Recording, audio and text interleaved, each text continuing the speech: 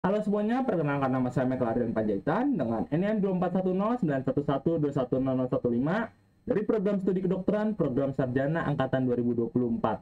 Jadi di video kali ini saya akan membahas mengenai anatomi muskuloskeleta di regio thoracis dan membri superioris dan vaskularisasi dan inervasi sistem muskuloskeletal dengan dosen pengampu Dr. Oski Iliandri, Magister Kesehatan. Oke, jadi di video kali ini akan berfokus ke anatomi muskuloskeletal di regio dada atau di bagian dada dan juga ekstremitas atas. Serta kita juga akan membahas mengenai peredaran darah dan juga saraf.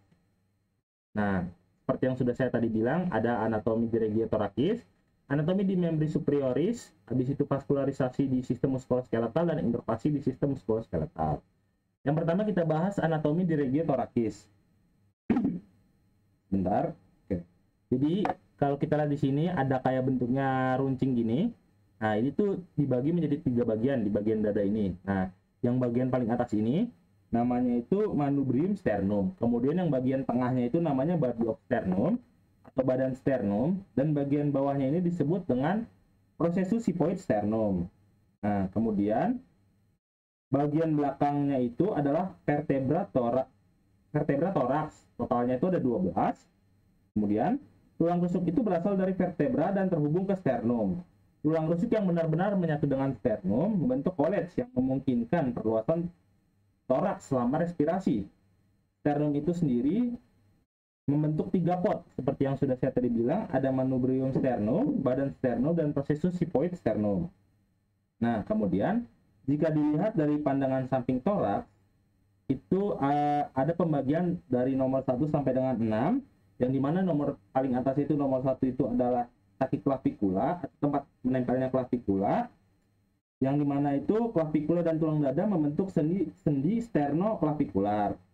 Kemudian nomor 1 dan 2 itu merupakan bagian dari manubrium sternum, sementara bagian nomor 3 sampai nomor 6 itu merupakan badan sternum, dan paling bawahnya itu adalah processus sigmoid sternum, yang dimana dekat processus sigmoid sternum itu ada namanya sendi sipi sternum. Nah, kemudian apabila di bagian manubrium sternum ini di bawahnya dikit nih, di arah sini dibentuk semacam garis yang bentuknya vertikal gini, yaitu sudut sternum atau sudut lopi. Itu tuh banyak struktur yang bisa ditemukan di sepanjang sudut ini. Nah, apa aja sih? Nah, itu ada sendi antara vertebra thorax 4 sampai 5. Di situ ada artikulasi tulang rusuk kedua, kemudian ada lengkung aorta, ada vena zygous, habis itu ada ligamentum arteriosus, habis itu ada saraf laring rekuren kiri, habis itu ada percabangan lidah paru, dan ada percabangan trakea. Kita lanjut. Maaf.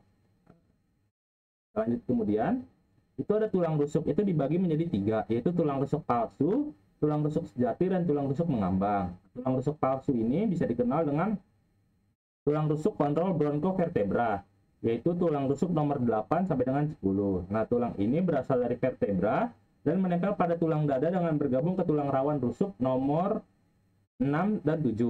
Kemudian tulang rusuk sejati ini, tulang rusuk bisa dikenal juga dengan tulang rusuk costa vertebra, yaitu tulang rusuk nomor 1 sampai dengan 7. Nah, tulang rusuk ini berasal dari vertebra dan bergabung ke tulang dada melalui kolumna costa. Kemudian yang terakhir itu ada tulang rusuk mengambang, yang bisa dikenal dengan tulang rusuk vertebra atau tulang rusuk bebas. Tulang rusuknya ini nomor 11 dan 12. Nah, tulang rusuk ini berasal dari vertebra tetapi tidak menempel di manapun, sehingga dia mengambang. Kemudian, tulang rusuk ini juga dapat dibagi menjadi 2, yaitu tulang rusuk kas dan tulang rusuk tidak kas. Nah, tulang rusuk kas ini maksudnya adalah tulang dengan fitur yang mirip satu dengan yang lainnya. Itu contohnya tulang rusuk 3 sampai dengan 9, dan tulang rusuk tidak kas yaitu berbeda satu sama lain. Yaitu contohnya tulang rusuk nomor 1, 2, 10, 11, dan 12. Kemudian kita lanjut. Nah, kemudian kita akan membahas mengenai otot di regio thoracis di area dada ini. Yang pertama itu ada 3, yaitu otot superficial, ada otot interkostal, dan otot diafragma. Otot superficial atau otot yang berada di lapisan luar itu ada 3. Yang pertama otot pectoralis mayor, yang mana bentuknya itu besar dan tebal dan terletak di permukaan depan dada. Nah, fungsinya ini menggerakkan lengan ke depan, ke dalam, dan memutar lengan ke dalam. Asalnya ini berasal dari tulang clavikula, sternum, dan tulang rusuk atas. Kemudian insersinya itu tulang humerus atau lengan atas. Kemudian yang kedua ada otot pectoralis minor yang bentuknya lebih kecil dan terletak di bawah pectoralis mayor. Nah, fungsinya ini menarik bahu ke depan dan ke bawah. Asalnya ini tulang rusuk nomor 3 sampai dengan nomor 5. Insersinya itu prosesus coracoid scapula atau bahu. Dan yang ketiga yaitu otot serratus anterior, yang mana bentuknya ini seperti gergaji dengan serabut yang melekat pada tulang rusuk. Fungsinya ini mengangkat tulang rusuk saat inspirasi atau napas masuk dan menstabilkan bahu. Nah, asalnya ini berasal dari tulang rusuk 1 sampai dengan 8 atau 9. Nah, insersinya itu yaitu tepi medial scapula. Yang nomor 2 yaitu otot interkostal atau antara tulang rusuk. Nah, yang mana dibagi menjadi 3 yaitu tulang intercostalis internus, dan intimus. Yang mana maaf, itu bukan eternus ya, maksudnya externus. Jadi externus itu sebentar.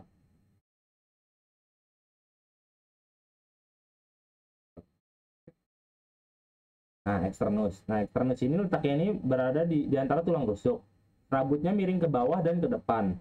Fungsinya itu mengangkat tulang rusuk saat inspirasi atau napas masuk.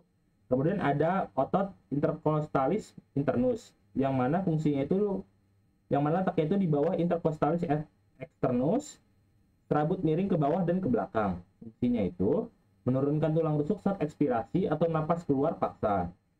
Yang terakhir yaitu ada intercostalis intimus, yang mana letaknya itu berada di lapisan dalam di antara tulang rusuk.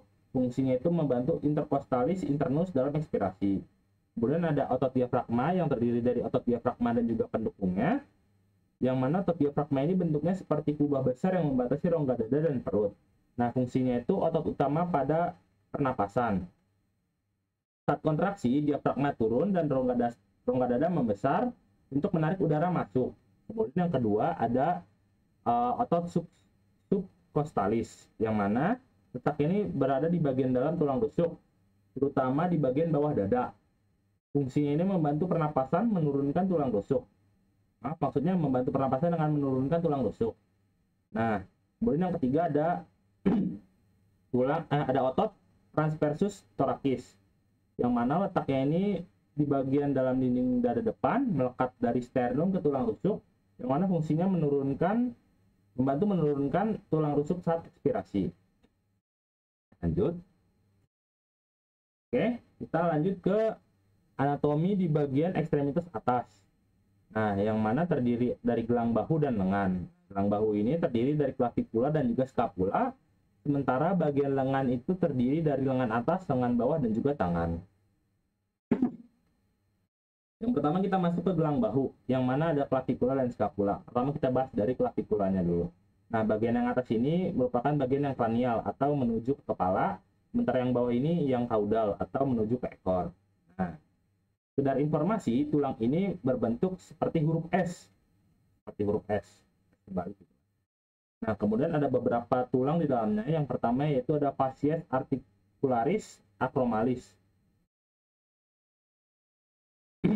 yang mana bagian ini lebih halus dan melekat ke acromion di os scapula. Kemudian yang kedua ada fascies articularis sternalis, yang mana bagian ini lebih kasar dan melekat ke os sternum. Yang ketiga ada corpus claviculae, yaitu badan dari os clavicula, dan tuberculum conoideum, yaitu tonjolan kecil di clavicula. Tuberculum conoideum, corpus claviculae, kemudian tadi fascies articularis acromalis. Nah, yang ini, kemudian yang sternalis di sini nih. Nah, yang ini lebih kasar, yang ini lebih halus. Maaf, aman tadi. Ya. Kemudian kita masuk ke bagian skapula. Nah, skapula ini bentuknya seperti segitiga yang menyebabkannya memiliki 3 batas atau margo dan 3 sudut atau angulus. Yaitu batasnya itu ada batas medialis, lateralis, dan superior. Nah, terus sebelumnya saya sebutkan dulu, ini tuh bagian yang bagian dari apa namanya, scapula yang tampak dorsal, yang ini tampak lateral, dan ini tampak ventral. Nah, kemudian tadi kan ada 3 batas dan 3 sudut. Nah, untuk sudutnya ini atau angulus itu ada angulus superior, angulus lateralis, dan juga inferior. Kemudian ada beberapa tulang di sini. Yang pertama ada fossa subscapularis, yaitu tempat melekatnya otot subscapularis. Kemudian ada incisura scapulae, yang mana itu semacam melakukan ke dalam. Kemudian ada processus coracoideus, yang tampak dorsal lebih halus daripada yang ventral. Jadi yang dorsal itu lebih halus nih kelihatannya nih. Ini kan kayak ada tonjolan-tonjolan gini nih. Jadi tampaknya lebih kasar yang ini dibanding ini, lebih halus. Nah, kemudian ada spina scapulae, yang mana itu melebar ke arah lateral atau acromion, yang itu ditampak dorsal. Mana? Spina scapulae. Nah, di sini nih, spina scapulae. Kemudian ada fossa di atas spina, yaitu fossa supraspinata. Nah, fossa supraspinata. Kemudian ada yang di bawah, yaitu fossa infraspinata. Di bawahnya infraspinata nih di sini. Nah, di angulus lateralis itu ada cavita glenoidalis, yaitu tempat melekatnya caput humeri. Kemudian kita masuk ke humerus. Nah, humerus ini ada beberapa tulang dalamnya. Yang pertama ada caput humeri, ini yang paling atas ini, yaitu kepala dari os humerus. Kemudian terdapat 2 kolom atau leher, yaitu kolum anatomicum dan juga kolum chirurgicum. Nah, yang ini nih.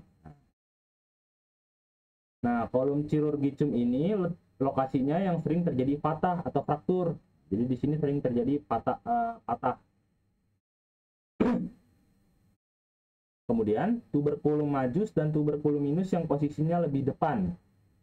Di antara 2 tuberculum ada semacam alur yang disebut sulcus intertubercularis. Kemudian ada juga corpus humeri yang merupakan badan dari humerus. Kemudian ada tuberositas deltoidea atau tempat melekatnya musculus deltoid. Ini tempat melekatnya otot deltoid. Kemudian ada epicondylus medialis dan epicondylus lateralis. Serta ada fossa coronoidea dan fossa radialis, yaitu sebuah cekungan. Kemudian ada juga capitulum humeri dan juga trochlea humeri, yang mana capitulum humeri ini merupakan tempat pertemuan humerus dengan caput radii. Sementara trochlea humeri ini merupakan tempat pertemuan humerus dengan incisura trochlearis. Nah, keduanya ini bisa disebut dengan condylus humeri. Kemudian ada juga fossa olecrani atau cekungan. Fossa olecrani ini di sini cekungan, makanya dia bentuknya kecekung. Kemudian ada sulcus nervi ulnaris, yang mana itu jalur nervus ulnaris. Cari dulu. Nah, nervi ulnaris. Nah, ini tempat jalur nervus atau saraf radialis. Kemudian jika ada fraktur atau humeri, harus diperiksa apakah nervus radialisnya terkena dampak atau tidak. Nah, jadi ketika patah, makanya kan tulang itu diperiksa biar tahu apakah nervus radialis ini kena dampak atau enggak. Kemudian ada radius dan ulna. Nah, yang pertama ini caput radii, yaitu kepala dari os radius. Kemudian ada kolom radii, yaitu leher dari os radius. Kemudian ada tuberositas radii, yaitu tonjolan. Nah, ini kan bentuknya kayak tonjolan gitu. Kemudian ada foramen nutrisium atau lubang kecil. Kemudian ada margo introseus, yaitu merupakan sisi medial os radius. Kemudian ada margo anterior, yang merupakan sisi anteriornya, dan facies anterior, yang merupakan lekukan. Makanya di sini ada kelek gitu kan.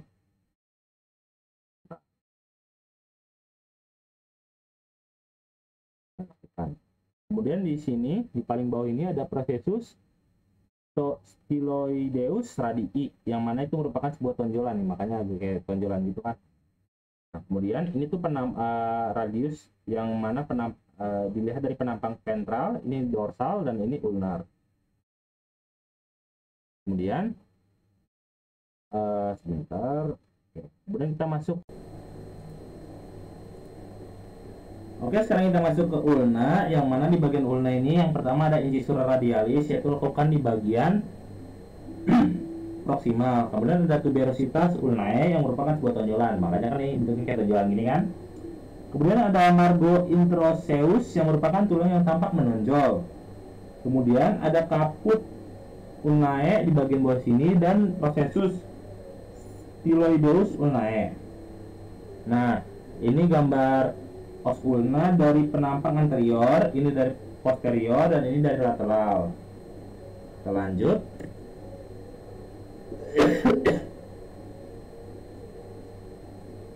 Kemudian kita masuk ke tangan atau osa manus. Nah, tangan ini terbagi menjadi 3, yaitu osa carpi, osa metacarpi, dan osa digitorium. Nah, untuk osa carpi ini terdiri dari 8 jenis tulang, sementara osa metacarpi ini terdiri dari osa metacarpi 1 sampai dengan 5. Sementara osa digitorium ini terbagi menjadi 3 bagian kecuali ibu jari. Ibu jari cuma ada 2 ya. Nah, untuk osa carpi ini ada bagian proksimal dan bagian distalnya. Untuk bagian proksimal itu ada 4. Yang pertama ada os capoideus yang bentuknya seperti perahu. Nah, ini os capoideus. Ada kemudian os lunatum. Os lunatum itu ini os lunatum. Ini scapoideum nih, scapoideum nih. Os lunatum. Kemudian ada os triquetrum yang terletak pada dorsal. Nah, tadi os lunatum itu bentuknya bulat seperti bulan sabit. Kemudian ada os pisiform. Os pisiform nih, os pisiform itu bulat seperti biji jagung. Kemudian untuk yang bagian distalnya itu ada os hamatum. Ada os hamatum yang terlihat seperti ada tonjolan. Kemudian ada os capitatum yang merupakan tulang terbesar di osa carpi. Kemudian ada os trapezoideum yang merupakan tulang terkecil di osa carpi, dan ada os trapezium yang bentuknya seperti trapesium. Nah, kemudian ada di osa metacarpi itu contohnya ada os sesamoideum. Nah, kemudian pada tulang phalanx itu ada kaput pangalis yang merupakan bagian kepala dan basal pangalis yang merupakan bagian dasar. Nah, pada bagian ujung terdapat tuberositas pangalis distalis. Kemudian untuk yang osa digitorium itu ada 3, yang mana yaitu palang proximalis, palang media, dan palang distalis. Nah, kemudian yang mana tadi ya, kalau ibu jari itu cuma ada 2, yaitu proximalis dan distalis. Kemudian kita masuk ke otot di ekstremitas bagian atas. Kita nggak bahas semuanya, mungkin beberapa aja yang bisa saya sebutkan dan bisa saya jelaskan di sini.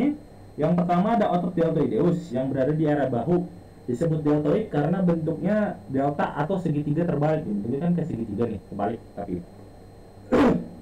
Dia ini membungkus area tulang belikat hingga tulang selangka sehingga menutupi area bahu dari semua sisi.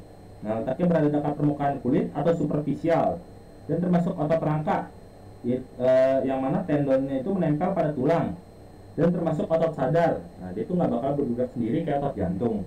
Kemudian ada otot bicep atau musculus bicep brachii yang mana besar berkepala 2 karena berorigo pada 2 tempat yang terletak di sepanjang lengan atas.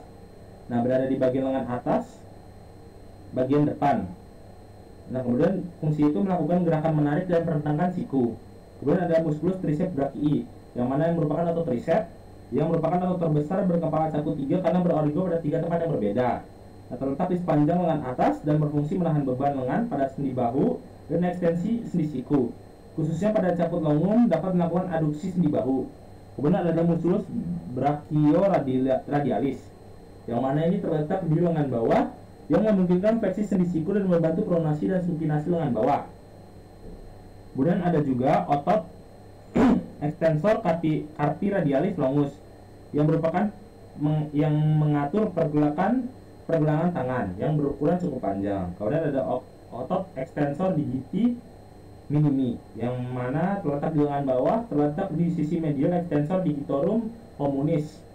Berperan pada 3 tempat, yaitu sendi bahu, sendi tangan, dan sendi jari. Kemudian ada otot ekstensor carpi ulna, yang merupakan otot yang berfungsi pada pergerakan tangan, yang terletak di bagian bawah dan berada di sisi posterior lengan bawah. Setelah kita membahas mengenai anatomi otot dan tulang dari sistem ekstremitas atas dan juga rongga dada, kita akan membahas mengenai peredaran darahnya. Nah, vaskularisasi itu adalah proses suplai darah ke otot, tulang, sendi, dan struktur terkait melalui pembuluh darah, karena komposisinya adalah terkait dengan muskuloskeletal. Nah, pembuluh darah utamanya itu ada 3, ada arteri, kapiler, dan vena. Untuk arteri sendiri adalah pembuluh darah yang membawa darah yang kaya oksigen dari jantung ke otot dan tulang, yang mana contohnya itu ada 4, yaitu arteri subclavia, arteri brachialis, arteri femoralis, arteri tibia, dan fibularis. Untuk yang subclavia ini menyuplai bahu dan ekstremitas atas, sementara brachialis ini menyuplai lengan atas, femoralis menyuplai paha dan tukai bawah, tibia dan femoralis ini menyuplai kaki dan telapak kaki. Kemudian ada kapiler, yang mana pembuluh darah kecil yang menjadi tempat pertukaran oksigen, nutrisi, dan zat sisa antara darah dan jaringan otot atau tulang. Berperan dalam metabolisme otot, penyembuhan luka, serta pertumbuhan tulang. Nah, vena. Kemudian ada vena. Vena itu bertugas mengembalikan darah dari jaringan muskuloskeletal kembali ke jantung. Nah, darah dalam vena mengandung karbon dioksida dan proses metabolisme lainnya untuk dikeluarkan dari tubuh. Contohnya itu ada 3, subclavia dan axillaris, vena femoralis, vena magna, dan parva. Yang subclavia dan axillaris itu mengalirkan darah dari lengan ke jantung. Kemudian yang femoralis ini membawa darah dari tungkai ke jantung. Sementara untuk vena magna dan parva ini mengalirkan darah dari kaki ke vena femorali. Kemudian komponen lainnya itu ada sirkulasi mikrob, yang mana ini terdiri dari kapiler, arteriola kecil, dan venula kecil. Nah, ini tuh bertanggung jawab atas pertukaran oksigen dan zat nutrisi langsung ke jaringan, dan berperan dalam respons inflamasi, penyembuhan cedera otot dan tulang. Kemudian kita masuk ke inervasi sistem muskuloskeletal, yang mana komponen utamanya itu ada 3, efektor, aferan, dan inervasi otonom.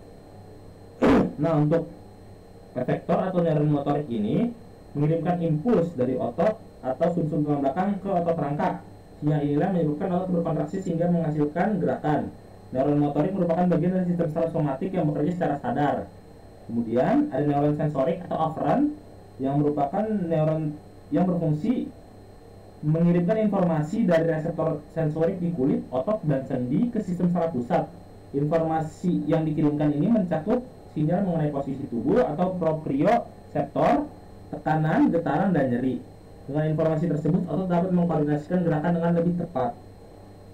Kemudian ada inervasi otonom, yang mana itu merupakan selain sistem saraf somatik, beberapa bagian otot puas yang terdapat di organ internal, misalnya di dinding pembuluh darah dan saluran cerna, diatur oleh sistem saraf otonom.